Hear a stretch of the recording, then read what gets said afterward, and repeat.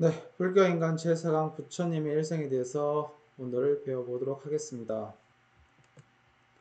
첫 번째 강의 개요에서 오늘 강의는 부처님 일생을 살펴보고 그리고 불교가 가지고 있는 기본적인 문제의식에 대해서 이야기해 보도록 하겠습니다.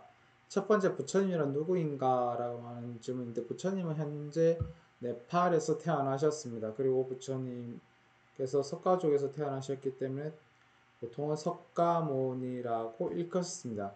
그리고 부처님의 태자 시절의 이름이 고타마 시타르타라고 합니다. 그래서 석가모니 부처님을 누구냐라고 하니까 불교의 개조이고 지금 불교를 있게 하신 분이라고 합니다. 그래서 불교는 약 2600여 년 전에 인도의 석가모니 부처님으로부터 시작되는데요. 흔히 불교라고 하면 부처님께서 가설하신 가르침이라든지 그리고 불교에서는 항상 모두가 부처가 될 수 있다는 가르침, 부처가 되기 위한 가르침이라고 하고요. 그리고 좁은 의미에서는 부처님의 말씀을 의미하기도 합니다. 그래서 흔히 붓다라고 하는 이 인도 말을 불 혹은 불타, 바가먼, 부도 등으로 한역을 했는데요. 한국에서도 붓다 혹은 부처 혹은 부처님, 불 등으로 부르게 됩니다.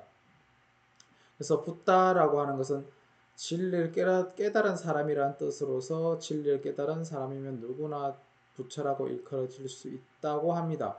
그래서 붓다라고 하는 말이 석가모니 부처님을 가리키는 특수 명사가 아니고 일반적으로 보통 명사라고 하기도 하는데, 이게 불교가 발달하면서부터 붓다라고 하면 석가모니 부처님을 가리키는 말로 고정되어 전해지는 것입니다. 그래서 현재 붓다라고 하면 석가모니 부처님을 대표로 예를 듭니다. 이 외에 붓다라고 하는 사람들이 제가 저번 시간에 말씀드린 자이나교의 교주도 붓다라고 불리긴 하는데요. 그래도 자이나교는 인도 바깥보다는 인도 내에서 있었던 종교이기 때문에 세계적으로 알려져 있는 붓다라고 하면 석가모니 부처님을 가리키는 것입니다. 그래서 일단 부처님이라고 해서 불이라고 하는 단어를 제가 말씀을 드릴 건데, 처음 중국에서 불교 수입될 당시 붓다를 음을 번역을 하기 시작하는데 일반적으로 불이라고 번역했습니다. 그래서 사람 인변에 아니라는 뜻의 불자를 붙여가지고 사람이면서 사람이 아니라는 뜻을 지녔습니다. 이건 제가 말씀드린 적이 있을 수도 있는데요.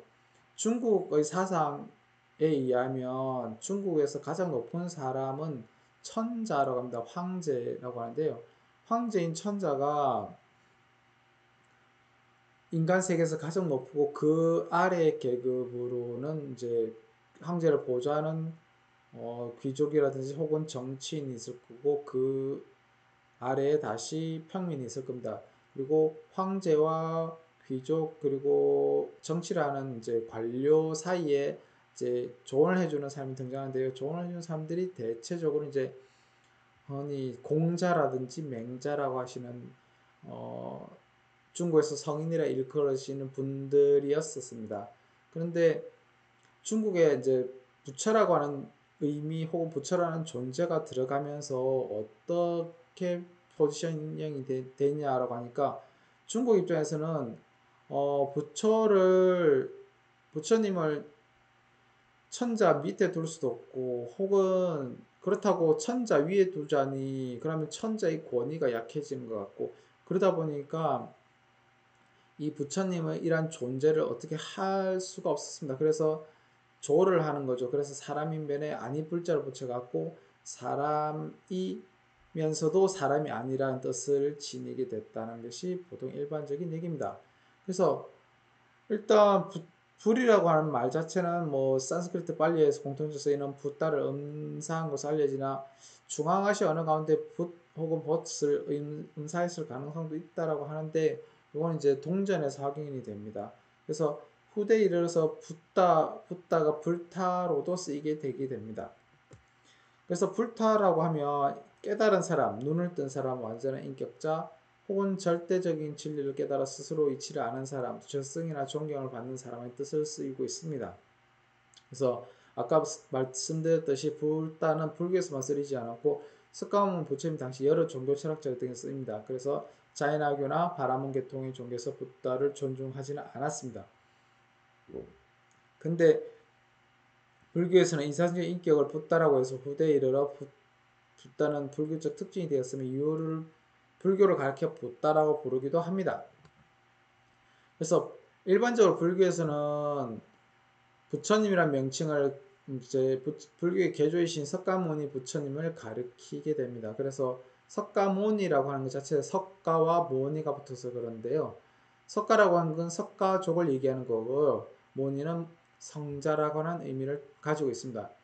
이론적으로는 석가모니를 따르지 않더라도 불교도가 될 수도 있었습니다.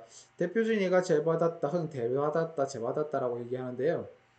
이 제받았다는 부처님의 사촌 동생으로서 부처님의 권위에 대여들고요. 그리고 부처님께서 물러나시고 부처님이 교단을 자신에게 물려주기를 바랬던 사람입니다. 그러다 보니까 부처님과 불협화음이 나고 그리고 결국에는 부처님을 떠나게 됩니다. 그래도 이제 제바다다를 따르던 무리가 원체 많았던 관계로 한 5세기 정도까지 인도에서 존색하다가 그 이후는 없어졌다고 합니다.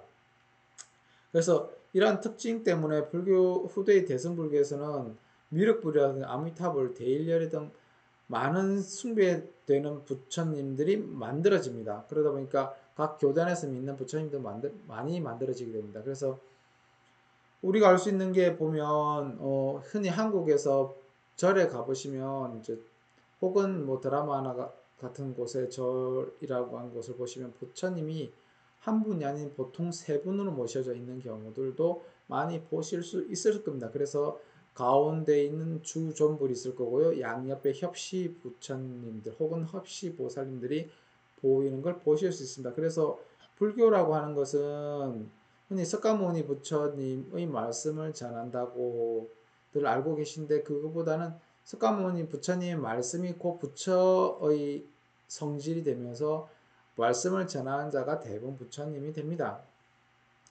그러다 보니까 이제 석가모니 부처님 제외하고 있더라도 아미타불이라든지 혹은 비로자나불이라든지 혹은 노사모나불이라는 많은 부처들이 만들어지게 됩니다. 그래서 어떤 부처를 신봉하여도 역시 같은 불교도가 될 수 있음을 보여준다고 할 수 있습니다.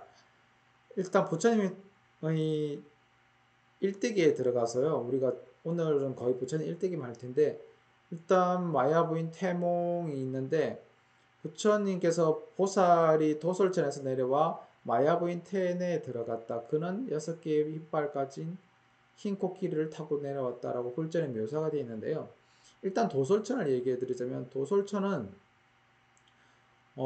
하늘의 한 종류로서 인도적 세계관에서 하늘은 28단계가 있습니다. 그 중에서 아래 6단계를 욕계 육천이라는데 욕계 육천의 가운데 있는 천이 도솔천입니다. 도솔천의 경우는 미륵보살이라든지 혹은 석가보살이 도솔천 내영궁에 있다가 지금도 설법을 하고 계시면서 다음에 부처가 되기 위해서 머물고 있는 곳이 도솔천 내영궁이라 합니다. 그래서 이제 전설에 의하면 보살이 도솔천에서 내려와서 와이분 텐에 들어갔더라라고 되어 있습니다.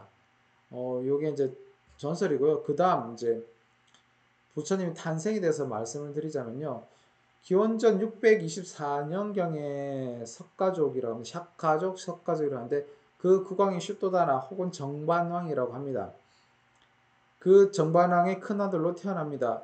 왜 정반왕이라고 불리느냐라고 하면 이제 네팔 현지에 여기 이제 흔히 카필라성이라고 하는데요. 카필라성을 가보시면 그 카필라성 주위에 전부 논을 볼 수 있습니다. 말 그대로 논농사를 주로 하고 벼를 수확했던 지역이었죠. 그러다 보니까 왕의 이름도 정반왕, 깨끗한 밥의 왕, 요즘 말왕 그렇죠. 깨끗한 밥의 왕 그 정도가 되는데요. 일단 그래서 아마도 농경민족이지 않았을까라고 해서 정반왕이 됩니다. 그리고 불전문학에서는 부처님 탄생기를 룸비니 동산이라고 하는데요. 룸비니 동산에서 부처님 탄생하는 요 얘기를 이렇게 인도에서는 부조로 표현하는 걸 보실 수 있습니다. 여기에서 보시면 부처님이 어디에 계신지가 혹은 아기 부처가 어디에 있는지가 보이는데요. 마야보이는 오른쪽 옆구리에서 출생하는 걸 보실 수 있습니다. 그래서 마야보이는 오른쪽 옆구리에서 부처님이 출생하시는 것. 이건 제가 저번 시간에 설명드렸듯이 이제 정반왕 혹은 마야 부인이기 때문에 크샤트리아의 카스트입니다. 그러다 보니까 이 카스트의 여건상으로는 아기가 태어날 때 옆구리에서 태어나더라라고 하는 것이 일반적인 사고방식이었습니다. 그러다 보니까 부처님이 태어나시는 것도 오른쪽 옆구리에서 태어나신 걸 묘사했기도 했고요. 그리고 마야 부인이 쥐고 있는 나무를 보시면 요건 이제 나중에 원래 나무 이름 있는데 현재 이제 한역으로서는 마야 부인이 석가모니 부처님을 낳을 때 만졌다고 해서 무우수라고 합니다. 무우수라고 하는 말 자체는 뭐냐면 근심이 없는 나무라고 합니다. 그래서 그 나무를 붙잡고 부처님이 태어나셨다. 그리고 당시에 그러면 왜 룸비니 동산에서 태어났을까? 그러니까 당시 풍습으로는 여자가 아기를 낳기 위해서는 이제 흔히 여자의 친정집으로 가는 게 풍습이었습니다. 그러다가 가던 길 중간에서 산길을 느껴서 부처님을 충성하게 된다고 합니다. 지금도 룸비니 동산에 가보시면 이제 룸비니 동산에 이제 나무는 좀 못 볼 거고요. 가보시면 부처님 탄생지라고 그게 정사가 있고 그리고 연못이 있음을 보실 수 있습니다. 그래서 수타니 파트에 보면 비교할 수 없는 저 최대의 보배인 저 보살은 사람이 있고 알라 위에 인간 세계에 태어났다. 석가족의 말의 룸비니 지방에라고 적혀 있는 것을 보실 수 있습니다. 그리고 옆에 있는 분들은 그때 당시 동행했던 친정길에 동행했던 궁중의 사람들이거나 그렇습니다. 자, 그래서 왕비와 수행원들이 룸빈이 돌아왔을 때 상기가 느낀 왕비가 산라나무라고 하는데요. 그 줄기를 붙잡고 섰을 때 오른쪽에 그 태자가 태어났다라고 되어 있고요. 그리고 요거는 태국 그림인데 지금 제가 보여드릴 많은 그림이 거의 태국 태국에서 묘사한 부처님의 일대기를 묘사했습니다. 그리고 나서 태자는 즉시 일어나서 7걸음 걷고는 사방을 둘러보고 하늘 위 하늘 아래 내가 가장 존귀하다라고 외쳤다라고 되어 있는데 사방으로 7걸음 걷는다는 얘기는 인도에서 성자가 태어날 때 혹은 7걸음 걷는다고 하는 그 의미를 가지고 있는 거고요. 그리고 하늘 위 하늘 아래서 내가 가장 존귀하다는 것은 흔히 이제 한역으로 치면 천상천하 유아독존이라고 하는 말로 쓰입니다. 그런데 이게 고역으로는 그러니까 그러니까 가장 가까운 역으로는 천상천하 유아독존인데요. 그것보다 좀 더 먼 고역으로는 천상천하 유아위존이라고도 되어 있습니다. 위자는 할 위자가 됩니다. 일단 제가 말씀드린 것은 하늘 위나 하늘 아래 내가 가장 존귀하다라고 하는 이 말에서 흔히 곡해들 하시는 분들도 계시긴 한데요. 이거는 곡해를 하셔야 될 게 아니라 하늘 위 하늘 아래에 있는 모든 존재를 이야기하는 것입니다. 그러다 보니까 하늘 위 하늘 아래에서 내가 가장 존귀하다는 이야기는 나는 존귀하게 태어났습니다 라고 하는 선언이라고 보시면 됩니다. 그 존귀하다는 것 자체가 뭐냐면 내가 태자로서 태어나서 존귀한 것도 아니고 부처로서 태어난 것도 존귀한 게 아니라 말 그대로 인간으로서 존귀함을 가지고 태어났다라고 하는 의미에서 쓰인다고 보시면 됩니다. 그래서 현대에 와서는 이건 전부 다 인간의 존엄성 혹은 천부인권을 받아들이기도 합니다. 근데 천부인권설은 이제 서양에서의 천부인권설은 이 부처님이 말씀하는 인간이 모두 존귀하고 다 인간으로서 태어났기 때문에 모두 다 평등하다는 말은 좀 차이가 있습니다. 기독교적인 천부인권이라고 해서 하나님이 만든 피조물로서 모든 인간은 동일하다의 의미에서 쓰입니다. 그러다 보니까 이건 하나님이란 존재를 상징하고 그의 하위 항목으로서 인간이 있고 그 인간의 하위 항목으로서 동물이 있으며 식물이 존재했던 겁니다. 그러면서 인간은 인간으로서 모두 다 존엄하다라고는 사상을 가집니다. 이게 서양적 인권의 사상을 가장 내비치는 겁니다. 그래서 여러분들께서 드라마를 보시건 책을 보시건 인간이라고 하는 것을 정의할 때 보면 서양적인 사고방식으로서 만든 도서나 혹은 드라마들을 보시면 이것들은 전부 다 하나님의 하위 항목으로서 하나님의 권능으로서 나타나는 것, 인간을 보실 수 있고요. 불전이나 동아시아 혹은 불교와 관련된 대부분의 나라에서 인간이 존귀하다고 하는 것은 앞에서의 상위 항목, 하위 항목 그렇게 나뉘는 게 아니라 인간으로 태어난 이상 모든 인간이 평등하고 존귀하다는 것을 의미를 합니다. 말 그대로 인간의 몸에서 태어나서 인간이 존귀함을 말한 것입니다. 요거를 이제 유념해 주시고요. 그리고 그러면 다른 동물들은 그러면 어떻게 불교에서는 취급할까라고 하니까 동물들의 경우도 유정이라고 해가지고 정을 가지고 있는 존재로서 모두 다 평등합니다. 그래서 불교에서 계율의 1번은 불살생이라고 합니다. 말 그대로 살아있는 생명을 함부로 죽이지 말라라고 하는 말인데 불살생과 기독교의 계율은 불살인을 하지 말라는 좀 많은 차이가 있습니다. 살인을 하지 말라는 것은 말 그대로 사람을 죽이지 말라는 거지 사람 아닌 것들은 죽여도 된다는 소리가 됩니다. 그러면 이것을 곡해서 받아들였던 중세는 혹은 근대 국가에서는 어떻게 했을까라고 하니까 사람이라고 했을 때 그 사람의 범주가 제일 큰 문제가 됩니다. 흔히 제국주의 시절에서 서양인들, 흔히 백인이라고 하죠. 백인들이 봤을 때 사람의 영역에 속하는 것들이라고 할게요. 것들을 칭할 때는 자기와 비슷하게 생긴 백인들만이 사람이었습니다.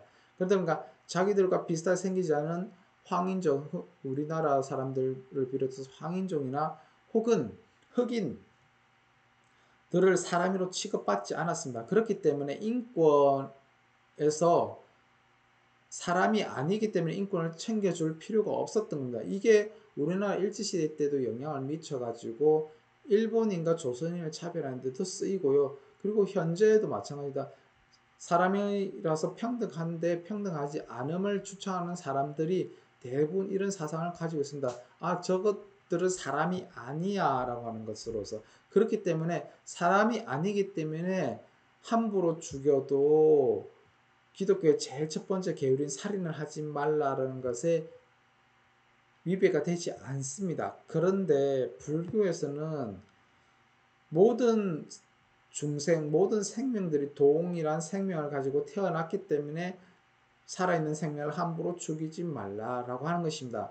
이거는 사람과 뭐 동물 할 것 없이 그 생명은 어느 누구나다가 동일한 것이지 누구는 귀하고 누구는 천하고 그런 건 없습니다. 그러다 보니까 그 귀천을 따지지 않기 위해서 하늘 위 하늘 아래 내가 세상에서 내가 가장 존귀하다라고 외치신 겁니다. 근데 부처님의 탄생일을 말할 때 흔히 북전이라고 하면 인도 북쪽으로 전파되었던 불교고요. 남전이라고 하면 인도 남쪽으로 전파되었던 불교인데요. 북전은 대체적으로 이제 인도 북부 지역 그리고 육로로 통해서 이루어지게 됩니다. 그 북전에서는 4월 8일을 부처님 탄생이라고 말을 했고요. 남전, 흔히 스리랑카, 미얀마, 태국 불교를 했을 때 여기가 남전 쪽에 속하거든요. 여기의 불교에서는 베사가월, 인도력은 2월, 태양력은 5월인데 5월의 만월 1인 5월 15일이 부처님의 탄생일이 됩니다. 우리나라의 초팔과 남쪽, 그러니까 남방불교의 5월 15일은 같은 의미를 가지고 있고 시기도 비슷하긴 합니다. 왜냐면 음력으로 우리는 4월 8일 치는 거기 때문에요. 그래서 거의 5월 15일 근처가 4월 8일이 됩니다. 그리고 이제 보여드리는 부도는 마야 부인이 무수 가지를 잡고 아기 부처님을 태어나게 했고, 그 아기 부처님의 머리 위에 비천들이 내려와서 물을 뿌려서 목욕을 시켜주는 모습을 하고 있습니다. 그래서 부처님이 탄생일인 4월 초파일날 각 절에 가보는 행사로서 아기 부처님 머리에서 물을 뿌려서 아기 부처님을 목욕시켜주는 것을 많이 합니다. 흔히 목욕이라고 하는 것이 그러니까 문화적으로 많은 의미를 가지고 있는데요. 대표적으로 목욕이라고 하는 의미는 다시 태어나다의 의미를 가집니다. 이게 흔히 제가 부처님 고행할 때부터 다시 말씀드리겠지만, 인간이 목욕을 한다고 하는 것은 말 그대로 새로 무언가를 결심할 때 목욕을 한다고 합니다. 근데 현대에서는 뭐 여러분들도 다 아시는 바대로 매일같이 샤워하는 사람들도 나타나고, 목욕 문화가 예전보다는 훨씬 더 발달을 했는데, 예전에는 목욕이라고 하는 행위나 행사가 참 특별했다고 합니다. 그리고 이제 제일 처음에 아기가 태어났을 때에는 우리나라도 마찬가지고 전 세계 어느 나라든지 아기를 낳자마자 깨끗한 물에 씻겨가지고 몸을 깨끗이 씻겨서 닦은 다음에 어머니 품속으로 주게 됩니다. 그래서 목욕이라는 것이 탄생의 의미, 새로 시작한다는 의미로서 쓰이게 됨을 보실 수 있습니다. 자, 그리고 부처님 보살이 여기 중간에 빠졌는데요. 어떤 내용이냐면은 이 부처님을 태어나게 했던 마야 부인의 경우에는 말 그대로 부처님이 낳고 나서 얼마 안 돼서 돌아가신다고 기록이 되어 있습니다. 그래서 부처님이 태어나시 바로 즉시 돌아가시는 건 아니고요. 부처님 태어나시고 나서 얼마 되지 않아서 돌아가시고, 부처님을 키운 사람은 나중에 이제 얘기할 때가 있을지 모르겠지만 마하파자파티 혹은 마하프라자파티라고 하는 말 그대로 마야 부인의 동생이 되겠죠. 그러니까 부처님으로 봤을 때 이모가 됩니다. 그 이모가 부처님을 길러주게 됩니다. 그래서 나중에 이 마하프라자파티를 한역으로 하면 대도 비구니라고 하는데요. 첫 번째 비구니가 되어서 부처님 교단에 뛰어드는 첫 번째 여성이 됩니다. 자, 다시 본론 얘기 들어가서요. 일단 그리고 이제 부처님 태어났을 때 아시다 선인이 와서 그의 장래에 대해서 어떤 예언을 했냐면, 수다니파트에 보시면 이 왕자는 깨달음의 최고봉에 이를 것이다. 이 사람은 최상의 책정을 볼 것이며 많은 사람들에게 이익을 주게 될 것이며 법륜을 굴리게 될 것이다. 그리고 그 청정한 행위 널리 전해질 것이다. 라고 되어 있습니다. 그래서 아시다 선인이 오셔가지고 태자가 세속에 머문다면 전륜성왕이 될 것이고, 출가한다면 깨달음을 얻어 세상을 구할 부처님이 될 것이라고 예언을 한다고 합니다. 이런 설화의 경우에는 이거는 종교 지도자들의 거의 공통적인 거고, 예수님의 탄생에도 마찬가지인 이야기가 덧붙여지게 됩니다. 그래서 거기는 이제 아시타 선인이 동방박사로 변하는 거고요. 그리고 이 얘기도 거의 비슷하긴 합니다. 그래서 이 얘기의 경우는 성자가 태어났고 그 성자가 이후에 무엇을 할 것인지를 얘기하는 겁니다. 그럼 제가 이제 여기서 말씀드릴 수 있는 것은 전륜성왕이라는 것과 부처라고 하는 존재의 두 얘기를 해드릴 수밖에 없습니다. 자, 첫 번째 전륜성왕은 정치적으로 모든 백성을 발 아래 두고서 그 백성들이 잘 살 수 있게 하는 왕을 말하는 게 전륜성왕입니다. 전자가 구를 전자고요. 륜은 바퀴 륜자입니다. 그래서 구르는 바퀴의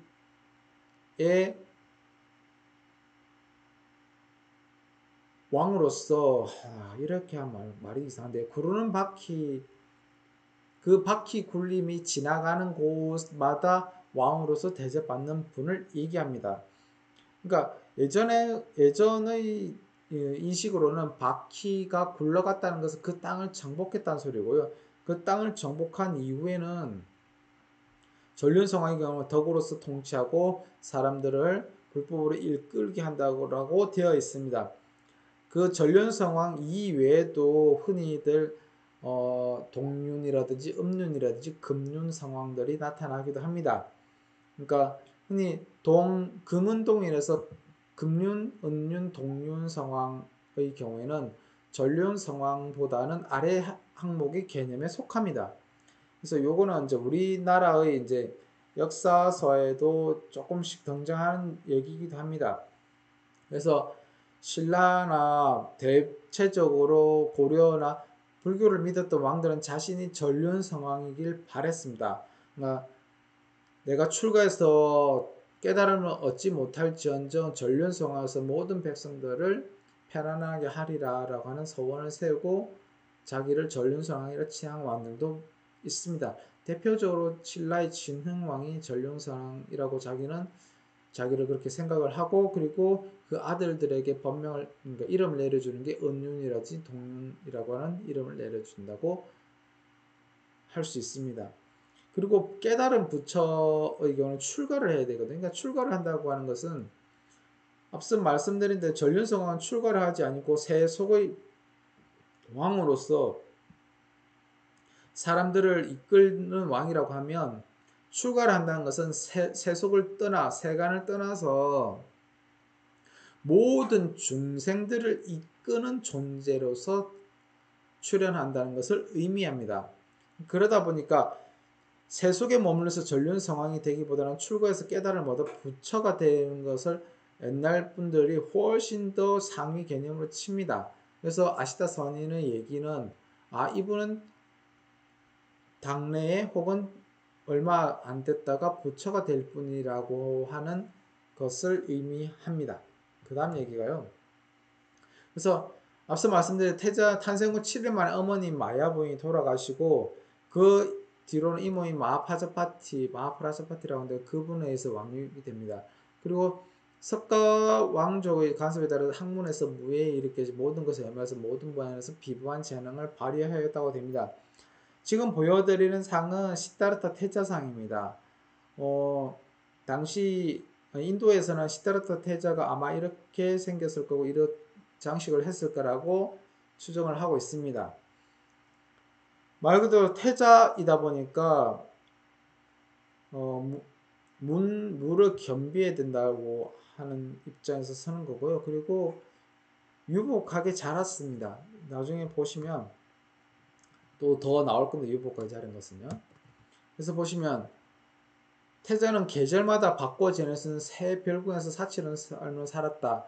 이거는 어떤 얘기냐라고 하니까, 그리고 이후에 태자는 멋진 옷에 향으로 치장을 하고는 자신의 일상적 욕구를 들어주는 음악가들과 시종들에게 둘러싸여 지냈다라고 되어 있는데, 이 얘기는 뭐냐면 태자이다 보니까 아까 아시다 선인의 말대로 정반왕의 입장에서는 태자가 결혼을 해서 왕위를 물려받기를 원했습니다. 그러다 보니까 출가라고 하는 것을 막기 위해서 사치스러운 생활에 물들게 하고자 했었습니다. 그래서 계절마다 성을 따로 꾸며가지고 그곳에서 따로 살고요. 그리고 항상 멋진 옷을 입고, 그리고 향을 바르고, 그리고 일상적 욕구들을 음악이라든지, 우리 흔히 다 음악들 좋아하시잖아요. 음악이라든지 그리고 모든 것을 들어주는 사람들이 있었다라고 되어 있습니다.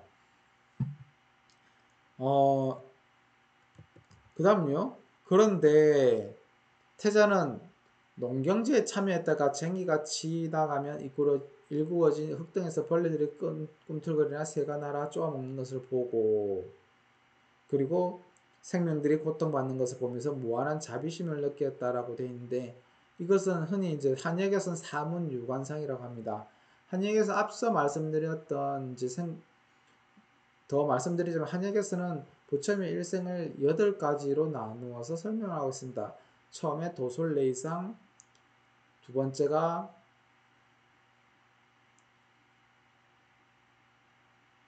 태자가 태어나는 것, 그리고 세 번째가 이제 사문유관상, 네 번째가 유성출가상이라 해가지고 출가하는 모습을 얘기를 하는데요. 그 가운데서 사문유관사 태자가 사문유관사 앞에 있습니다. 이건요. 농경제 참여했다가 그 쟁기 날에 잘려나가는 벌레들을 보고서 생명이 고통받는 것으로서 생명이 왜 고통을 받아야 되는가라고 하는 것도 느꼈다라고 합니다. 그래서 하나하나씩 보시면요. 태자는 일반 백성들이 생활하는 모습을 보고 싶어서 쑥다다나 왕의 허락을 얻어 마부 찬닥가에게 함께 궁전 밖으로 나가가지고 보니까 성의 동쪽에는 백발의 허리가 굽은 노인을 보고요. 남쪽에서는 병이 들어서 고통에 신음한 사람을 만나고, 그리고 서쪽에서는 화정태에 실려가는 시체를 보고, 북문에서는 출가 수행자인 사문을 만났다라고 되어 있는데요. 일단 동문, 남문, 서문이 상징하는 바는 인간이 태어나서 가장 많이 겪어야 될 네 가지를 얘기하는 것입니다. 어떤 네 가지냐면 흔히들 말해서 생, 로, 병, 사라고 하는 네 가지가 있는데 그 생로, 병, 사의 네 가지에서 노, 병, 사를 말하는 것이 동문, 남문, 서문입니다. 그래서 노병사의 고통에서 어떻게 하면 해방이 될 수 있을까를 고민했던 사람들이 출가 수행자인 사문이었습니다. 이 얘기는 나중에 제가 저번 시간에 이건 좀 덜 해드렸고 그냥 인도의 생활 방식만 얘기해 드렸는데요. 사문이라고 하는 주체 사람들은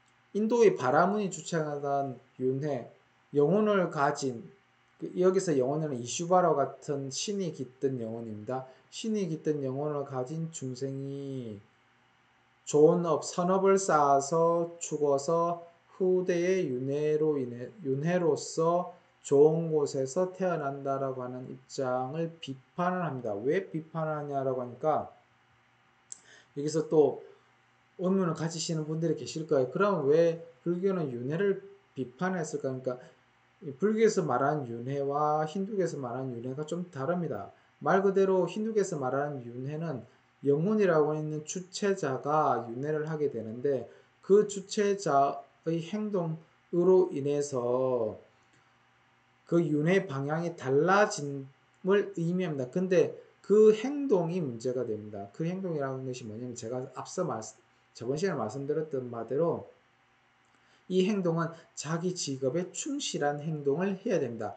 말 그대로 노비로서 태어났다면 노비의 생에 충실해야 되는 것이 선업을 쌓는 일이고 주인의 말에 복종해야 되는 것이 선업을 쌓는 일이 되게 됩니다. 이건 어느 누구가 봐더라도 불공평한 겁니다. 그런데 인도의 인의 의식에서는 그 선업을 쌓는 주체가 곧 영혼이라고 하는 불멸의 존재이기 때문에 그 불멸의 존재가 그 생에서 그 생의 직업을 다하는 것을 선업이라고 해가지고 그렇게 포장을 해놓습니다. 그런데 불교에서는 그게 잘못되었다라고 주창을 합니다. 그래서 어떻게 주창을 하냐면 석가모니 부처님께서는 태어남으로써 귀하고 처남이 정해지는 것이 아니라 어떤 일을 하는지에 따라서 귀하고 처남이 정해진다고 했습니다. 그래서 거기서 어떤 일이라고 하면 뭐냐면 귀한, 존귀한 일이었는데 이건 뭐 흔히 지금 우리가 봤을 때 착한 일, 도덕적인 일을 하면 존귀한 존재가 되는 것이고 그리고 천한 일이라고 하는 것은 흔히 나쁜 일, 그리고 옳지 못한 일을 할 때의 천한 일이라고 봤습니다. 그래서 자기의 행동으로서 그 업이 정해지는 것이지 태어남으로 인해서 이미 정해져서 그 일밖에 못한다고 하는 것은 엄청 불공평하게 여겼습니다. 그것을 대체적으로 비판한 사람들이 사문이라고 합니다. 그래서 사문들은 윤회의 관념 그리고 앞서 말씀드렸던 바대로 불, 불멸의 영혼과 같은 존재를, 비판하거나 혹은 부정하기 위해서 유물관이라든지 혹은 무도덕론 이런 것들을 내세우게 됩니다. 제가 저번 시간에 얘기를 안 해드렸는데, 그러니까 유물관의 입장은 인간의 구성은 물질로만 구성되어 있습니다. 영혼이란 것은 없습니다. 라고 하는 입장에 서는 게 유물관입니다. 그러니까 유물관 입장에서는 내가 어떤 일을 하든지 윤회에서 내가 윤회하는 것이 아니라, 그러니까 영혼이란 것이 없기 때문에 그냥 이 세상은 한 번 살고 한 번 죽는 겁니다. 라고 하는 것으로서 계급을 타파하려고 했고요. 그리고 이외에도 이제 앞서 말씀드린 바대로 무도덕론, 즉 죽이는 행위 자체는 그렇게 나쁘지 않은 행위다라고 하는 것으로서 얘기도 하기도 합니다. 이거를 설명드리면 조금 많이 어려운데, 어려운 것보다 조금 안 좋은 얘기를 합니다. 그래서 흔히 제가 그냥 나오는 비유니까 말씀을 드릴게요. 보통 이제 유물론이나 혹은 무도덕론에서 주장하는 바는 A라는 사람이 B라는 사람을 칼로 찔러 죽였을 때에 그 B라는 사람이 죽임을 당하게 된 첫째 요인을 뭘로 보느냐라고 하니까 칼이라고 본 겁니다. 그래서 칼이 몸을 훑고 지나가서 사람이 사대가 흩어진 것이지 그게 A라는 사람의 의도로서 진행된 것이 아니라고 하는 생각이라고 말도 합니다. 그런데 이제 그러다 보니까 육사외도의 경우는 그렇게 큰 정설로 받아들이지 못합니다. 이게 일반 사람들이 생각했을 때 도덕이라는 관념 자체가 사라지는 거거든요. 그러다 보니까 부처님께서는 이 얘기를 업이라고 하는 관념을 차용을 해가지고 왔지만 그 업을 힌두교식인 태어날 때부터 가지고 있는 너의 업으로 본 게 아니라 지금 내가 어떻게 생활하는가에 따른 업으로 봤습니다. 그러다 보니까 인간이라고 하는 것이 얼마나 도덕적이고 얼마나 윤리적인 생활을 하는가에 따라서 내생이 결정된다고 하는 것으로서 말합니다. 그래서 이 말들을 하는 분들이 대부분 사문들입니다. 부처님도 사문의 사문 중 한 분입니다. 자, 그리고 나서 부처님께서는 이제 성장해서 야쇼다라고 하는 아내를 맞아들입니다. 맞아들여서 한동안 아들이 없었습니다. 그리고 결국에는 라훌라라고 하는 아들을 얻었는데 이때 나이가 부처님 나이로 29세라고 합니다. 너무 늦게 아이를 가졌죠. 그래서 29세 때에 아들을 얻어서 아들을 얻은 걸 보고서 출가했다고 전해집니다. 그때 출가할 때의 부처님 흔히 시다르타 태자는 에마인 칸타카와 마부 찬나만을 데리고 출가를 결정하게 됩니다. 그래서 궁전에서 사치스러운 생활한 태자가 세속을 버리고 출가해서 구도의 길을 나서게 되는 동기는 일단 불전문화에서 사문추류라고 하는 전설로 묘사가 되는데 이거는 이제 후세에 이제 부처님을 더욱더 돋보기 하기 위한 장치입니다. 앞에서 말씀드린 바대로 내 성밖의 내문에서 생로병사의 고뇌에 대해 깊이 생각하는 것을 좀 과장하게 표현한 것 같습니다. 그래서 보통은 이제 어떻게 전해지냐면 태자가 젊은 시절 마음에 품었던 인생의 문제를 해결하기 위해서 출가 구조자가 되었다라고 얘기가 됩니다. 그리고 궁전을 떠난 태자는 당시 가장 큰 왕국인 마가다국에 이르게 됩니다.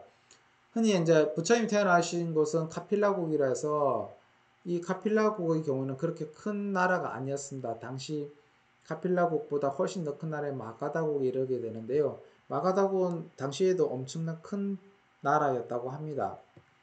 그래서 그러다 보니까 혁신적인 사상가들의 중심지가 마가다국이 되었다고 하는데 이거는 또 제가 말씀드릴 수 있는 게 뭐냐면 당시에 부처님 당시에 나라들이 많이 만들어집니다. 그 신흥의 국가들이 만들어질 때 잘 보시면 국가를 일으키는 사람들을 잘 보시면 흔히 브라만 계통의 사람들은 국가를 일으키지 않습니다. 왜 그러냐? 이미 자리 잡혀 있는 기존 질서를 해치려고 하지 않기 때문입니다. 그래서 그 사람들의 나라가 만들어지는 게 아니라 왕이라든지 상인 등으로 인해서 나라가 만들어지는데 그 나라들이 강성하게 됩니다. 그러니까 마가다국이 대체적으로 그때 당시 빈비사라 왕이라고 하는데요. 마가다국 왕인 빈비사라 왕이 부처님의 가장 큰 시주자가 되기도 합니다. 마가다국을 통치를 할 때 상인들도 많아지고 상업이 많이 발달해서 돈을 많이 벌고 나라가 부강해질 시기가 옵니다. 그러면 나라가 부강해지면 백성들은 왕을 우러러 볼 것이요 상인들은 자신의 부를 어떻게 하든지 또 다른 사람 위해서 쓰게 되는 날이 옵니다. 흔히 인도의 경우에는 이제 요 사상은 인도 고유 사상이라고 할 수 있는데요. 내가 부자가 되는 것은 나의 노력으로만 비롯되는 게 아니라 모든 사람의 공으로서 비롯된다고 하는 사상을 지금도 가지고 있습니다. 인도 사람들은요. 그러다 보니까 많은 경우 이제 제가 대다수를 하지는 않겠는데요. 많은 경우 인도인들의 창업주들은 경영 일선에서 나서지 않는 경우가 많습니다. 대표적인 지금 현대 인도의 대표적인 인도 기업이라고 하면 타타라고 하는 기업을 들 수 있습니다. 타타보다 더 부자인 기업들도 있긴 한데요. 타타가 인도 사람들한테 국민 기업이라고 불리거든요. 그 타타 그룹에서 경영자는 일선에서 경영을 하는 사람이 아니라 그 타타 그룹이 만든 복지재단의 수장으로서 있습니다. 말 그대로 내가 번 돈은 내가 잘해서 그런 게 아니라 종업원들이나 혹은 국민들이 나를 키워줬기 때문에 나는 복지사업에 모든 돈을 쓰겠소 하면서 복지사업을 시작합니다. 그래서 현재 보시면 죄송합니다. 타타그룹의 경우에도 복지사업이 가장 큰 지주회사가 되어서 그 밑에 다시 지주회사가 있고 그 밑에 다시 일선기업이 있는 것을 보실 수 있습니다. 지금도 이거는 마가다국도 마찬가지였을 겁니다. 근데 왜 그러면 제가 이 말씀을 이렇게 길게 드리냐라고 하니까 제가 말씀드린 바대로 인도의 계급 구조를 잘 보셔야 되는데 인도의 계급에서 가장 높은 계급은 사제 계급, 즉 성직자의 계급입니다. 흔히 브라만이라고 부르는 계급입니다. 그 브라만 계급 아래에 정치 계급이 존재하고요. 그 정치 계급 아래에 상인 계급이 존재합니다. 그러니까 왕이든지 혹은 상인이라고 하는 이 계급들은 인도 전통 사회에서 보기에는 항상 2인자이자 3인자로 살아갈 수밖에 없습니다. 그런데 신흥의 나라인 마가다국이 만들어졌을 때에 그럼 내가 왕이라고 생각을 한다면 내가 어떤 사상을 지지해야 될지가 분명히 나타납니다. 기존의 브라만교를 지지하는 것이 아니라 혁신적인 사문들을 지지하게 됩니다. 그 활동의 중심지가 마가다국이었습니다. 그리고 그때 마가다국이 가장 큰 나라였기 때문에 그렇습니다. 그래서 마가다국 각지의 사상가들에는 공동체가 있어가지고 그 많은 사상가들이 종교적 실천으로서 수정과 고행을 하였다고 합니다. 그래서 태자는 먼저 수도인 라자가 흔히 왕사성이라고 합니다. 그 근처에서 머물고 있던 두 선인인 알라라 깔라마 혹은 우따까 라마포타라고 하는 두 사람의 가르침을 받는데요. 이 두 사람은 수정주의 대표 주자입니다. 말 그대로서 즉 선정을 통해서 깨달음에 이르고자 했던 사람입니다. 흔히 알라라 깔라마로부터는 무소유 처정을, 우따까 라마부타로부터는 비비사 처정이라고 하는 선정을 배운다고 합니다. 그런데 무소유 처정이라든지 비상, 비비상 처정의 경우에는 이 선정이 무색계의 선정입니다. 가장 큰 단점은 뭐냐면 제가 요거는 말씀을 안 드렸는데 선정을 나눌 때 욕계 선정이 있고 색계 선정이 있고 무색계 선정이 있습니다. 그래서 흔히 욕계, 색계, 무색계 하면 불교 세계관이라고도 할 수도 있지만 선정의 단계라고도 할 수 있습니다. 그 가운데 무색계 선정은 가장 높은 선정이긴 한데 단점이 있습니다. 무색계, 즉 몸이 배제되어 있는 선정이기 때문에 선정에 들었을 때에는 광렬한 희열과 광렬한 안락을 얻지만은 그 선정에서 깨어났을 때가 문제됩니다. 깨어났을 때 몸이란 것이 있기 때문에 그 몸이 있는다고 혹은 선정에서 나오는 출정에 대한 어마어마한 슬픔이 찾아오게 됩니다. 이 어마어마한 슬픔으로 인해서 배웠던 무소유 처정이라든지 비상, 비비상 처정은 부처님은 포기를 하시게 되거든요. 그 포기를 하시는 것이 뭐냐면 흔히 우리는 이것을 부처님이 첫 번째 위대한 포기라고 부릅니다. 말 그대로 당시 사람들이 가장 높은 단계 선정이라는 선정을 약 7일 만에 깨닫거든요. 그런데 태자의 경우는 그것을 만족하지 못하고 떠납니다. 왜?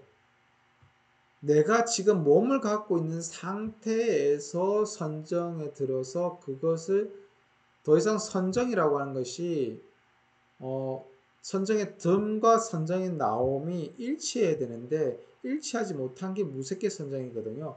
그래서 나중에 또 말씀드리겠지만 그 부처님은 어디서 선정을 이루시냐면 색계 선정에서 이루시거든요. 그러다 보니까 색계 선정이라고 해서 몸이 있는 상태에서 터득하는 선정이기 때문에 색계 선정에서 깨달음을 이루시고 그렇기 때문에 입정과 출정이 그렇게 다르지 않다라고 하는 입장에 서게 됩니다. 그리고 다시 또 덧붙여서서 수정이라고 하는 것 자체는 정신통일하면 세타를 얻을 수 있다고 하는 생각이었습니다. 요건 나중에 말씀드리겠지만 요거는 고통, 고행과는 전혀 반대되는 이야기인데요. 우리가 흔히 몸과 마음을 얘기할 때 마음에서 평안을 얻으려면 어떻게 해야 됩니까? 라고 했을 때 두 가지가 존재했던 거죠.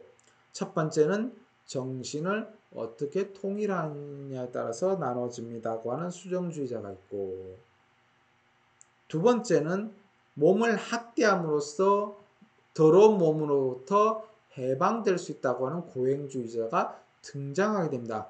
그러면 아까 또 말씀드렸다시피 부처님께서는 색계선정에서 깨달으셨기 때문에 수정주의자의 대표가 됩니다. 그렇다고 해서 지금 말씀드리고 있는 무소유 처정이나 비상, 비비상 처정을 깨달으신 게 아니라 부처님만의 선정으로서 깨달으신 거기 때문에 불교의 깨달음은 조금 다르다고 설명을 하고 있습니다. 자, 그 위에 고행에 대해서 조금 더 말씀을 드리겠습니다. 그래서 태자는 많은 고행자가 살고 있는 가야의 네란자라 강가의 우르벨라로 향하게 됩니다. 그리고 이곳에서 많은 고행자들이 머물고 있었는데 당시 고행은 아지비카나 니간타가 즐겨 사용하는 실전법이라고 합니다. 그래서 마음의 제어나 지식, 감식, 단식, 몸의 고행 등을 행하고 육체를 괴롭히고 그 힘을 줄이는 것으로 정신의 자유를 얻는다고 생각했습니다. 마음의 제어라고 하는 것은 말 그대로 마음을 어떻게 먹을 것인지인데 두 번째가 이제 지식입니다. 지식이라고 하는 것은 식자가 숨 쉴 식자입니다. 말 그대로 숨을 거침으로써 숨을 거치면 우리가 흔히 숨을 참고는 얼마나 살 수 있을까요? 라고 해서 요즘도 많이 도전하기도 하고요. 그리고 이 숨으로써 다이빙을 할 때도 마찬가지고 혹은 수영할 때 가장 많이 하죠. 숨을 참는 거. 그리고 이게 달리기를 할 때도 마찬가지입니다. 달리기도 할 때도 흔히 유산소 운동, 무산소 운동이라고 해가지고 흔히 무산소 운동은 헬스와 같은 운동, 유산소 운동은 달리기 같은 운동이라 하지만 달리기의 끝에 다다르면 숨이 그렇게 잘 쉬어지지가 않습니다. 몸이 힘들기 때문에. 그러다 보니까 숨을 안 쉼으로써 몸을 고통으로 몰아서 그 고통에서 해방되어 정신이 고통에서 해방되기를 바랬습니다. 그러니까 숨을 안 쉬는 것 자체가 어째 보면 이제 정신이 몽롱해지는 상태도 되기도 하고요. 그리고 단식은 먹는 것을 줄이고 혹은 먹는 것을 없앰으로써 더러운 몸으로부터의 해방을 바랬습니다. 감식이란 것은 이제 적게 먹는 건데 지금 요즘 말씀드리고 있는 행하고 있는 다이어트랑은 좀 다릅니다. 나중에 제가 말씀드릴게요. 감식이라고 하는 것은 정말 극단적으로 먹는 것을 줄이는 거고요. 단식은 말 그대로 먹는 것을 완전히 그치는 행위를 말합니다. 감식이나 단식이 오래되면 어느샌가 몸이 날아갈 듯 하면서 몸과 마음이 분리되는 듯한 경험을 느끼게 됩니다. 그래서 이런 수행들을 많이 했다고 합니다.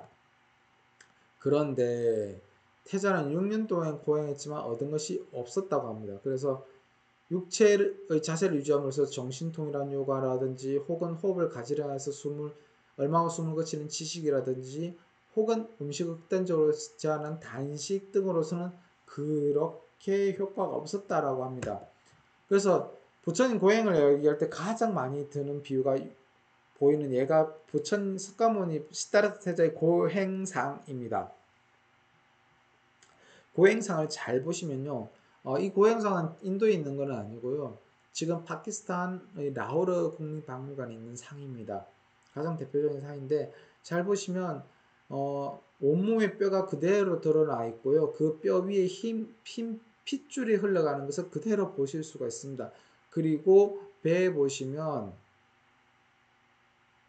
어마어마하게 야위었던 걸 보실 수 있습니다. 이때 비유로는 뭐냐면 어떻게 얘기까지 하면 백가죽과 등가죽이 달라붙어서 있을 정도였다까지 얘기를 합니다.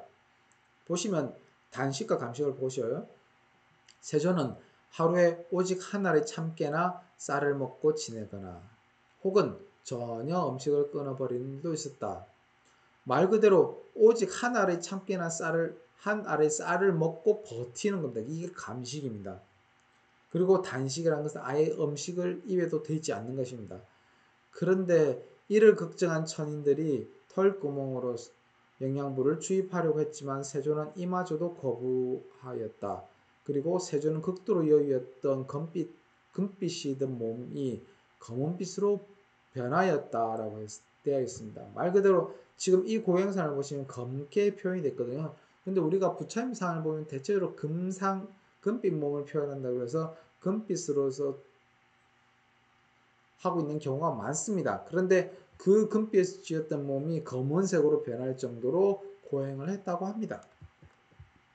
그런데 앞서 말씀드렸던 바대로 6년의 고행으로서는 부처님께서는 그 깨달음을 얻을 수 없었습니다. 그래서 고행을 버리려고 마음을 먹고 아랫말의 한 소녀 수자타가 바친 유미죽, 흔히 우유죽이라고 합니다. 그것을 먹고 강에서 목욕한 후 기력을 회복했다라고 합니다. 여기서 이제 어떤 게 대표적인 게 되냐면 수자타라고 하는 소녀는 본래 부처님을 공양하기 위해서 유미죽을 바친 게 아니라 물에 사는 신령이라고 생각을 했었습니다. 왜 그러냐면 강에 목욕하고 있는 부처님을 본 후에 이분은 물에 살고 있는 신령이니까 내가 우유주를 바쳐서 내 소원을 이루어야지라고 했었습니다. 근데 결국에는 그 수자타의 유미죽으로 인해서 부처님이 깨달으셨기 때문에 수자타는 천계에 태어나서 지냈다라고 되어 있습니다. 근데 다시 또 말씀드리는 거는 뭐냐면 죽을 먹는다고 하는 것은 단식을 포기했다는 소리입니다. 말 그대로 앞서 고행에서 극단적으로 음식을 줄이거나 아예 먹지 않는 고행을 버리고 그것을 포기한 이후에 다시 목욕을 했다라고 하는 얘기는, 목욕의 얘기는 아까 출생에서는 제가 다시 태어남이라고 되어 있지만, 또 다른 측면에서는 고행 가운데서 목욕을 하지 않는 고행이 있습니다. 말 그대로 내가 태어나서 한 번이라도 목욕을 하면 그 고행을 포기한 게 됩니다. 요거는 지금 시절에서 보면은 이게 무슨 얘기야까지라고 받아들일 수가 있는데요. 예전 사람들은 목욕을 한다는 것 자체에 대한 반감이 좀 많이 컸습니다. 그리고 목욕을 하지 않음이 성자로서 수행받고 고행을 잘하는 사람이라고 취급을 받았습니다. 그래서 목욕을 했다고 하는 것은 말 그대로 고행을 포기하고 잘 먹고 잘 사는 길로 돌아섰다라고 생각하게끔 만들어졌습니다. 그래서 이 모습을 보고서 같이 수행한 5사람, 나중에 후에 5비구가 되는 사람들인데요. 이 사람들은 태자가 음식을 먹었기 때문에 이미 타락했다고 하면서 그를 떠나버립니다. 이 5비구는 전설에 의하면 정반왕이 보냈다는 설도 있고요. 그리고 고행을 다시 같이 했다는 설도 있지만, 어찌됐든 부처님과 거의 고행을 같이 동고동락하면서 했던 사람들입니다. 그런데 태자가 음식을 먹고 목욕을 한다는 것을 보고, 저 사람은 더 이상 고행을 포기하고 더 이상 타락을 해서 우리와는 같이 있지 않을 거야 라고 하면서 떠나버립니다. 자, 그래서 이런 이제 수자타가 바친 유미죽을 먹는 것을 부처님께서 성도를 이루는 공양이라 해서 두 번째의 위대한 포기라고 합니다. 앞에 첫 번째 위대한 포기는 선정을 포기한 거고요. 이 두 번째 포기는 고행을 포기하게 됩니다. 그리고 이 수자타의 공양은 부처님의 공양 관세에 가장 큰 게 두 가지가 있습니다. 수자타의 공양, 이후에 부처님이 열반에 이르시게 하는 공양인 대장장이 춘다의 공양이 있거든요. 그 두 가지로서 엄청나게 큰 공양으로서 일컬어지는 공양입니다. 그리고 당시 수행한 사람들은 그리고 이후에 요거는 얘기는 고행을 통해서 열반을 이루려고 했지만 고행을 포기했기 때문에 부처님이 타락했다고 여겼다고 합니다. 그리고 부처님께서는 육체를 괴롭히는 것이 스스로가 지향하는 진정한 깨달음의 길이 아니라는 것을 깨닫고, 그래서 이건 단순한 고행의 포기가 아닌 수행 방법을 변화시킨 것입니다. 그리고 불교만의 수행법을 창시하게 됩니다. 그래서 부처님께서는 깨달음을 이루시기 위해서 먼저 전정각산에 올랐으나, 전정각산이라는 이름은 정각에 들은 이전에 올랐다는 산이라서 전정각산이라 불립니다. 산신의 요청으로 단념하고는 그 몸을 부다가야에 있는 보리수 아래로 옮깁니다. 산신이 왜 요청해서 단념했냐라고 하니까, 이 전정각산에서 깨달음이 이루어졌을 때 이 산신의 입장이 난처하게 됩니다. 이후에 제가 이제 항마성도를 조금 설명을 드릴 텐데, 그 항마성도의 얘기에서 보면 왜 산신이 부처님께서 여기서 이루시면 안 된다고 요청했는지가 보입니다. 말 그대로 산신의 경우에는 위에 범천의 지시를 받고 있기 때문에 그렇거든요. 그 얘기는 좀 이따 해드리겠습니다. 그래서 보리수 아래 옮겨서 명상이 들었다가 깨달음을 얻어가지고 부처님이 되셨습니다. 이때 깨달음을 안욕다라 삼약 삼볼이라고 부릅니다. 흔히들요. 그리고 한역어로는 무상정등정각이라고 부릅니다. 그리고 이 모습을 불전문학에서는 항마성도로 묘사하고 있음을 보실 수 있습니다. 이 사진은 당시 부처님께서 성도에서 깨달으셨다는 보리수라고 하는데요. 그 보리수는 아니고 본래 보리수가 아쇼카 대왕 때, 아쇼카 대왕은 부처님이 인멸하신 이후 약 300여 년 후의 인물입니다. 아쇼카 대왕이 이 보리수의 한쪽을 떼다가 스리랑카로 전해주게 됩니다. 그 스리랑카로 간 보리수가 이제 2대 보리수가 되겠죠. 그 2대 보리수가 살아남아 스리랑카에 지금 아직까지도 있다라고 하고요. 그런데 부처님이 성도하셨던 보리수는 이후에 보리수 자체가 고사를 하게 됩니다. 그래서 다시 스리랑카에 있던 그 보리수에서 다시 씨앗을 받아와 가지고 여기 심은 것이 지금의 이 보리수입니다. 부처님이 깨달으신 곳에 심은 게요. 그래서 이거는 이제 3대 보리수 정도가 되는데 어찌됐든 이 보리수는 부처님을 깨달음에 얻게 했기 때문에 보리수가 됩니다. 말 그대로 보리, 깨달음의 나무가 되는 것입니다. 자, 그리고 성도를 표현한 가장 극적인 불상의 모습이 이 불상입니다.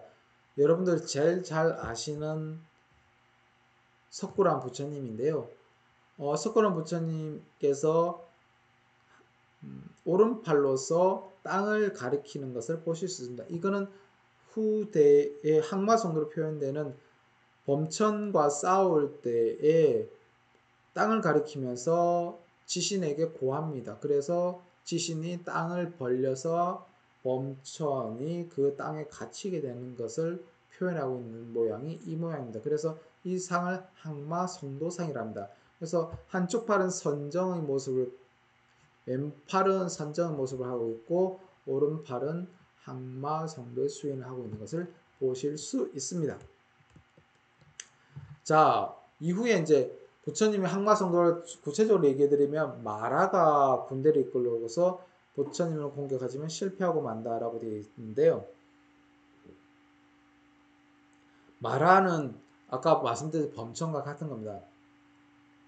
그 마라는 하늘의 왕으로서 부처님께서 깨달으셔서 다른 사람들이 깨달음에 이르게 하는 것을 두려워해가지고 그 마라의 딸인 따나 아라띠 라가를 자신의 세 딸을 부처님께 보내서 유혹을 합니다. 그런데 결국은 실패를 한다고 되어 있는데 그 딸의 모습입니다. 지금 보이는 사진이요. 이 딸들을 보내서 유혹을 한다고 합니다. 그래서 요 얘기는 이제 불본행집경이라든지 불수행천 등이 나와 있는데 이제 제가 한번 읽어보겠습니다. 그는 고양이 성도의 참된 수단이 되지 못함을 느끼고 니련선하로 내려가 목욕하고 선생녀의 유미죽을 받아 기력을 회복한 뒤 다시 가야의 해림 필발라수 그릴 밑에 금강보좌를 마련하였다. 내 만일 증오를 얻지 못한다면 이 자리에서 다시 일어나지 않으리라고 맹세했다. 요게 앞서 말씀드렸듯이 수자타의 유미죽 공양과 그리고 보리수나무 아래서 부처님의 결심을 보여주는 것입니다. 이후에 보시면 가야의 달은 가야는 보드가야입니다. 보리도량의 소리는 고요했다. 마음의 물결이 고요하여 새로운 법계정에 들어 미간의 벽으로부터 휘황한 성강을 물지개 빨처럼 쏟아내고 있었다. 대오 철저 예감은 벌써 금강보좌에 넘쳐오르고 있었다. 이에 욕계의 대마왕인 마라입니다. 그리고 범천이라고도 하면 됩니다. 자기에게 큰 위험이 올 것을 예측하고 성도를 방해를 시도하려 해서 애첩인 열비, 희심, 다미의 셋을 보내 태자의 정을 깨뜨리도록 명령하였다라고 되어 있습니다. 여기서 열비는 말 그대로 성욕을 얘기한 거고 희심은 즐거운 마음을 얘기한 거고요. 다미는 아름다움을 얘기한 건데 이해 보시면 머리에는 청관을 쓰고 몸에는 하의를 두르고 번갈아 가면서 금강보좌를 둘러싸고 노래와 춤의 묘기로서 그를 유혹하기 시작했다. 그 묘음, 비곡, 그 화양을 보고 듣고 동하지 않는 사람은 사람이 아니리라 라고 하면서 합니다. 그리고 그러나 이를 본 태자는 가만히 눈을 뜨고 가볍게 한 번 웃었다. 그러자 그 아름다운 마녀들의 미양은 어디론지 간 것 없고 오직 늙은 노파의 추태를 변하여 서로 보고 칠색을 한다 라고 되어 있습니다. 이 얘기는 어떤 얘기냐면 우리가 젊었을 때는 예쁘고 혹은 아름답고 노래 잘 부르고 하지만 그 몸이 늙어지면 그게 추한 모습으로 변하는 것을 보실 수 있습니다. 제가 그 또 추한 모습이랑 좀 또 뭐라 하실 분도 계시지만 인간의 모습이 그러니까 여기서는 뭐냐면 인간의 모습이 그렇게 아름답지만 않다. 항상 인간의 모습은 변한다는 얘기를 하는 거거든요. 그 가운데서 죽기 직전에 추한 모습으로서 변하는 것을 보실 수 있습니다. 그게 나중에 이제 부처님께서 제자들한테 항상 가르치신 게 뭐냐면 젊은 혹은 새끼 있는 처자들의 유혹에 넘어가지 말라고 하면서 백불관 혹은 자신의 몸을 아끼지 말라. 자신의 몸을 아껴가지고 이 몸이 어떻게 될까 엄청나게 고민하시는 분들도 계신데 이런 몸은 곧 죽어 없어질 몸이니 그것에 집착하지 말라는 것을 가르칩니다. 거기에 보시면 이를 본 마왕은 크게 놓아야 이제는 폭력 외에는 다른 방도가 없었다고 1억 8천의 마군중을 몰아 대우를 정리하고 참경을 휘두르며 시방세계로부터 쇄도했다. 그래서 우리는 우로 벼락을 치고 땅을 흔들리며 진동한다. 그리고 천가지 은하 열수 말 그대로 별들이 눈송이처럼 쏟아지고 검은 구름이 하늘을 감도는데 상마 괴수들이 화염을 내뿜었다. 천태만상의 야수들이 아기떼를 지어 표하고 소리 없는 창칼로 시방에 퍼져 날아왔다. 앞서 유혹으로서 해결이 안 되니까 이후에 마왕은 겁을 주려고 했습니다. 근데 그 겁을 주려 한 것도 보시면 태자가 앉아있는 자리만 그 무엇도 전해드릴 수 없었다. 무서운 칼날이나 동무 등 화살도 필발라서 근처에 이르기만 하면 묘하의 비화가 되어 흩어졌더라 라고 되어 있습니다. 그래서 그러자 이제 마왕은 나무 아래 칼을 겨누고 비구에 무엇을 구하는가 너는 금강보좌에 앉을 자격이 없다라며 소리를 치게 됩니다.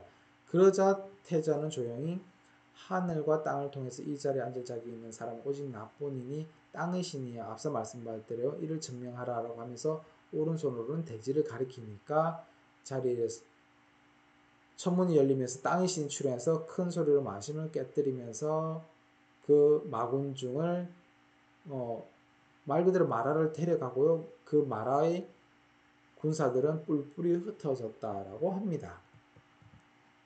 그래서 이것이 이제 흔히 말해서 불전에서 보이는 항마라고 합니다.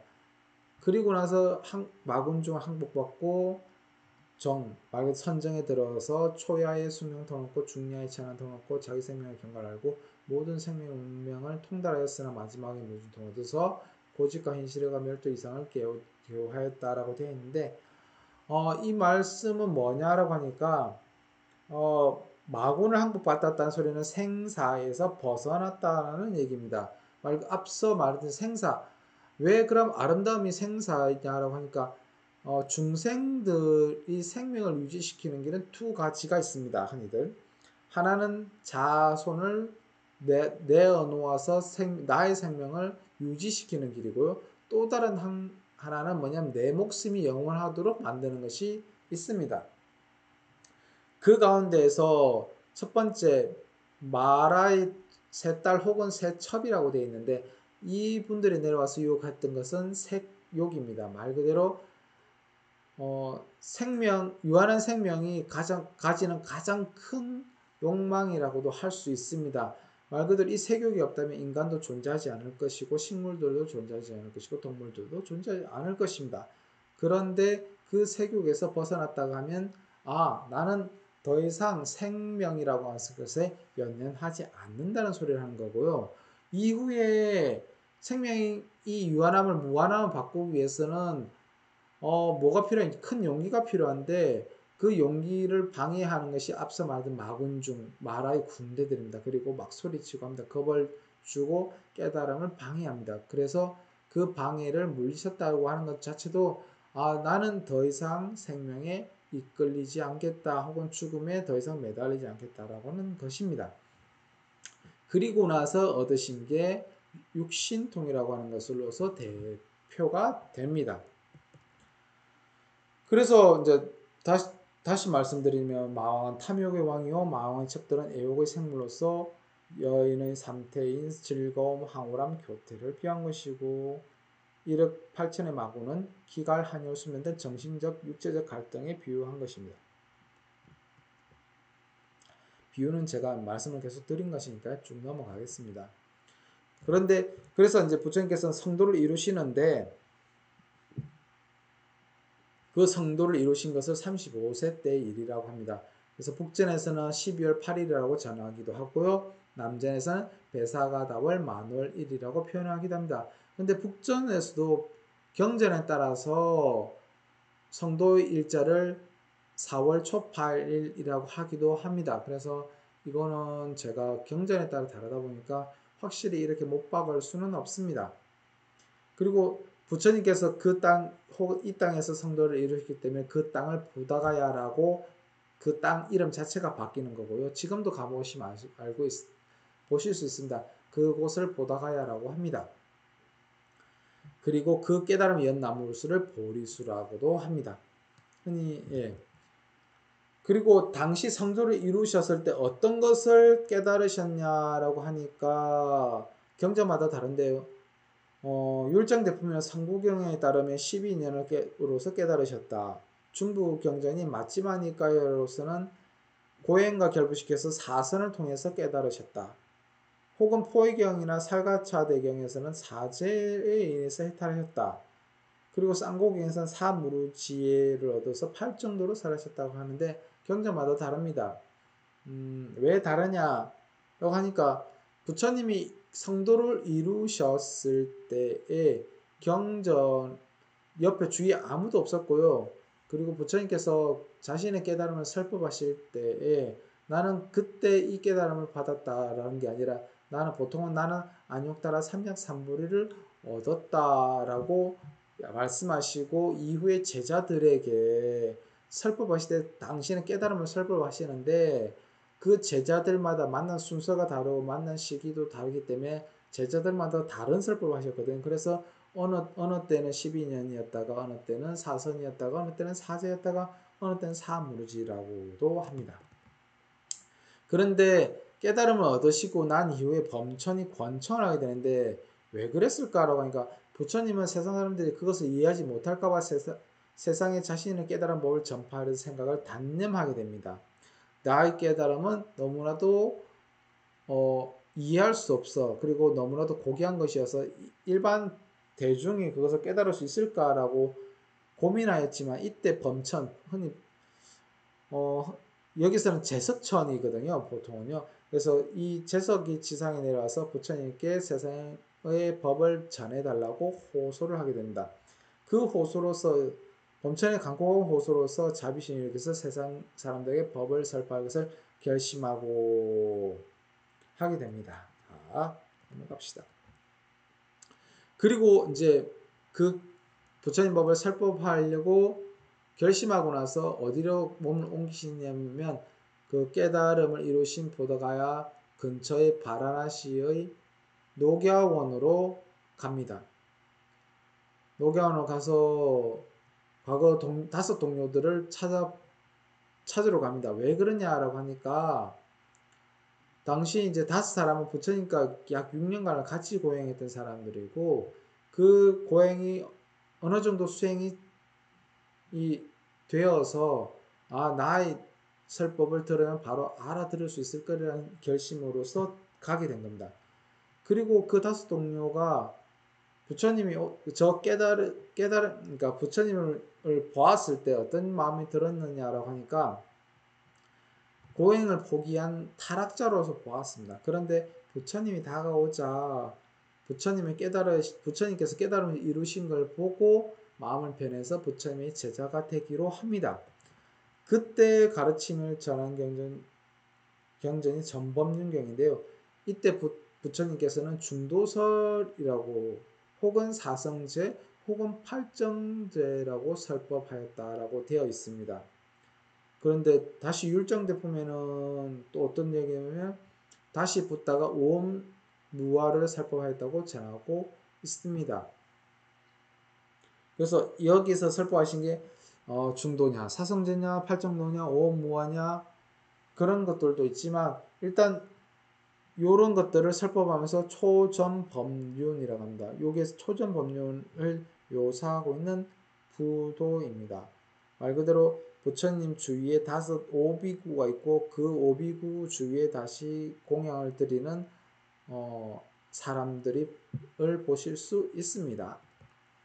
그리고 나서 부처님께서는 약 45년간을 설법하러 다니십니다. 그 설법하러 다니시는 길이 보시면 부처님은 신분이나 계급의 차별 없이 국왕, 왕비, 귀족, 부호, 평민, 천민 등 모든 사람들을 불교에 귀의시킵니다. 가장 대표적인 왕은 앞서 말씀드렸던 마가도국의 빈비사라 왕이고 코살라국의 왕입니다. 마가다국, 코살라국은 당시 가장 큰 두 나라이거든요. 그 큰 두 나라가 모두 부처님의 제가 신도가 되어서 부처님의 법을 따라서 부처님의 가장 큰 외호자가 됩니다. 그리고 그 왕을 따라 왕비들도 같이 귀의를 하고요. 그런 높은 사람들은 뭐 귀의를 한 게 아니라 당시 부호라고 해서 부호는 이제 일반 상인이겠죠. 상인은 신분상으로는 지금 현대 인도의 신분상으로 높은 신분이긴 하지만 그래도 브라만이라든지 혹은 왕보다는 낮은 신분인데 그 사람들도 많은 귀의를 하게 됩니다. 그래서 많은 이제 왕과 부호들이 귀의를 하면서 당시 부처님 교단에 많은 희사를 하기 땅과 정사를 희사를 하기도 하고요. 이 외에도 평민이나 천민 할 것이 모든 사람들이 불교에 귀의합니다. 천민의 가장 대표적인 사람으로서는 부처님의 10대 제자 중 한 사람인 지기제율인 우파리존자라고 합니다. 우파리존자는 당시 왕가의 이발사였습니다. 이 우파리존자가 불교에 귀의함과 동시에 그 이후에 불교에 귀의한 왕자들보다 훨씬 더 높은 지위를 갖습니다. 말 그대로 불교 입장에서는 그 이전에 귀의하기 전에 신분은 아무 소용이 없고요. 귀의하고 난 뒤에 얼마나 빨리 귀의했느냐에 따라서 정해지는 게 불교의 율법이었습니다. 그래서 불교 교단 안에서는 계급이나 귀천도, 빈부의 차별도, 인종의 구별도 없이 화합과 평등 가르침의 질서만이 존중되었습니다.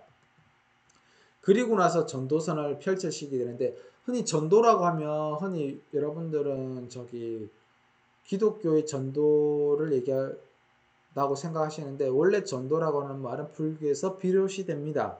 그래서 그 전도 선언인데 이게 성경을 번역하던 사람들이 그 당시 부처님의 전도 선언이 있으니까 그 전도를 기독교적 전도로 가져와서 차용해서 쓰다 보니까 현대인으로서는 전도가 기독교적 용어로 굳어지게 된 겁니다. 원래는 불교적 용어입니다. 그래서 전도선이라는 것은 보시면 부처님께서는 제자들에게 많은 사람이 이익과 안락을 위해서 전도의 길을 떠나라고 하는 것으로서 대표가 됩니다.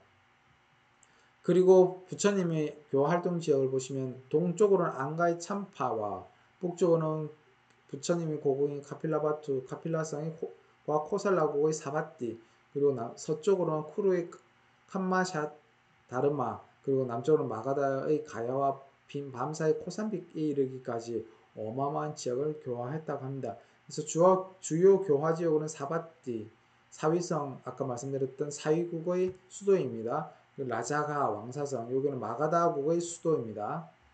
자, 사바띠는 코살라국, 라자가는 마가다국입니다. 그리고 카필라바투 말 그대로 부처님 고향이었습니다. 제가 보여드린 것 자체가 뭐냐면 부처님께서 설법하러 다니시던 곳이 여기입니다. 색깔로 표시되어 있는지 보시면 동쪽으로는 앙가, 서쪽으로는 마트샤, 그 정도 아반티 요 정도까지 해서 그래서 어마어마한 지역을 다니십니다. 지금 보면 인도 땅에서 그렇게 크지 않은 것 같은데요. 그게 아니라 요 지역이 지금 현재 우리나라 남한의 몇 배가 됩니다. 그래서 지금 현재로서도 비행기를 타면 약 한 2시간 거리입니다. 이 가로 넓이조차로요. 그래서 어마어마한 지역이라고 할 수 있습니다. 그러니까 45년간 꾸준히 설법을 하시는 것을 보실 수 있습니다. 그리고 엄청나게 많은 사람들 만나서 부처님의 교화를 받는 것을 보실 수 있습니다. 그 가운데 가장 중심이 되는 지역이 마가다국입니다. 교활동 중심지고요. 여기에서 만난 사람들이 누구냐면 가섭삼형제도 있고 그리고 사리불목견이라고 하는 부처님의 가장 첫 번째, 두 번째 제자가 있습니다. 그리고 당시 마가다국 왕인 빈비사라 왕이 부처님에 귀의하고 중림전사라는 최초의 불교 사원을 희사하게 됩니다. 그리고 당시 이 빈비사랑 희사를 보고 나서 베살리 암바팔리 동산을 기증하고 코산비국의 코시타 동산, 코산비국에서는 코산비국의 코시타 동산을 기증하고요. 그리고 그 코살라국의 왕자인 기숙태자와 극고득 장자로 해서 부호가 두 분이 합쳐서 기수극고덕원이라고 하는 곳을 기증하게 됩니다.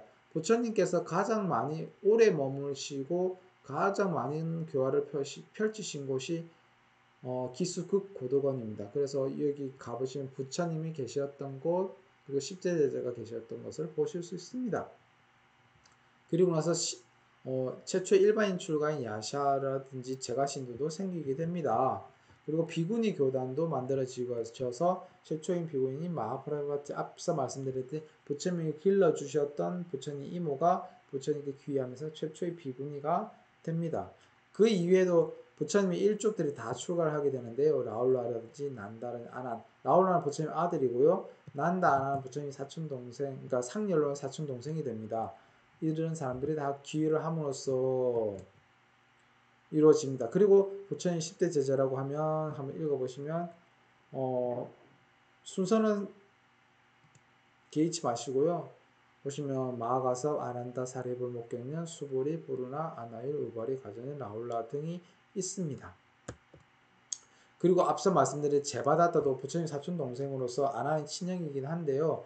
이 사람도 처음에 기회를 해가지고 참 많은 수행을 하고 좋았지만 어느 순간 자신이 교단의 지도자가 되려 하고 그리고 부처님께 억지로 물려달라고 하면서 부처님의 것과 어긋나게 되는 것이 많습니다. 그런데 이제 부처님 당시에 이제 부처님이 일족도 멸망을 하게 되는데요. 당시 코살라국인 피투다타 왕에 의해서 샤카족이 정치적으로 합병이 되는데요.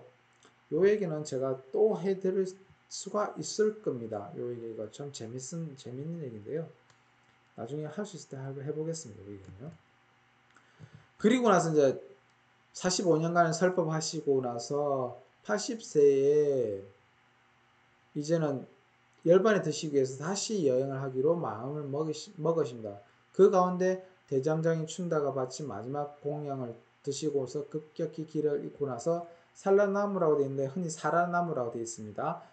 사라쌍수 아래에서 부처님 제자인 아난에게 자신의 인멸을 말한 뒤에 자신의 가르침에 의지한다고 충고해가지고 하시면서 인멸에 드시는데 인멸에 드실 때 하신 말씀이 형성된 것 모든 것은 파괴되기 마련이라 게으르지 말고 정진해라 하고는 마지막 유언을 알고 인멸에 들게 됩니다. 거기 이제 자세히 더 살펴보면 뭐 대열반경에 보면 자세히 나와 있는데요.